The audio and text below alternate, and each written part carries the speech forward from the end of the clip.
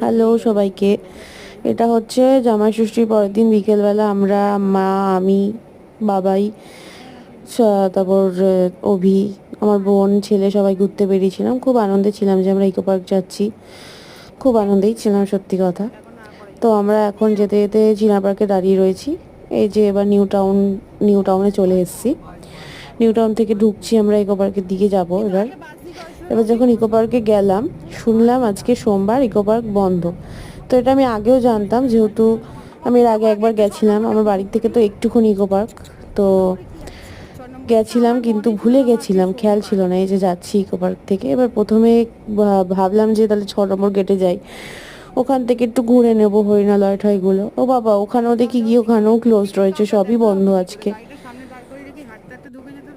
এই যে ওখান থেকে আমাদের বললো ঘুরে যেতে।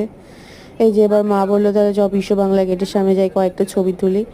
এই যে ছবি তোলার জন্য বিশ্ব বাংলা গেটের সামনে চলে এসেছি।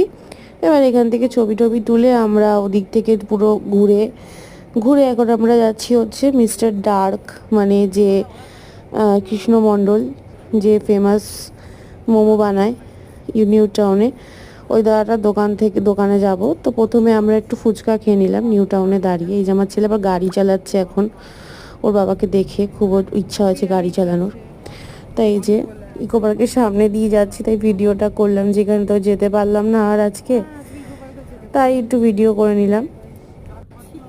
এই যে আমি এখন বলছি যে এখানে আমি আর আসতে পারলাম না। এই যে ফুচকা খেয়ে নিলাম আগে 20 টাকা করে, সবাই বেশি খেতে পারিনি কেন ইচ্ছা করছিল না গরম। এই যে আমি আমার বোনের রংচং করছিলাম, রংচং করে এই যে যাচ্ছি ওই দাদাটার দোকানে যে ভাইরাল খুব, এই যে এই দাদাটা, এই যে একটুখানি ক্লিপ নিয়েছে। আর এই যে মা ভেলপুরি খাচ্ছিল, আর ভোলপুরি না এটাকে কী বলে আমি জানি না, পাপড়ি চাট আই থিঙ্ক।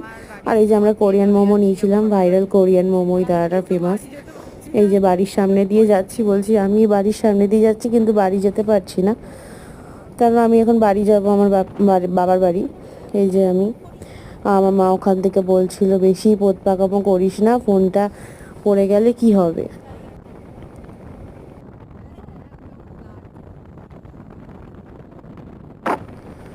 এই যে আমি এখন বাড়ি যাচ্ছি। এবার সামনে আমিনিয়াতে যাব। প্রথমে সিমলা বিরিয়ানি থেকে নেওয়ার কথা ছিল, কিন্তু সিমলা থেকে নিইনি, আমিনিয়া থেকে নিচ্ছি। আমিনিয়া থেকে 4 প্যাকেট মটন বিরিয়ানি নিয়ে নিলাম, নেওয়া হয়ে গেছে। এই যে এবার আমি বাড়ির পথে যাচ্ছি। গাড়িতে তেলও শেষ হয়ে গেছিলো, তেল ভরলাম, ভরে এবার বাড়ির পথে যাচ্ছি।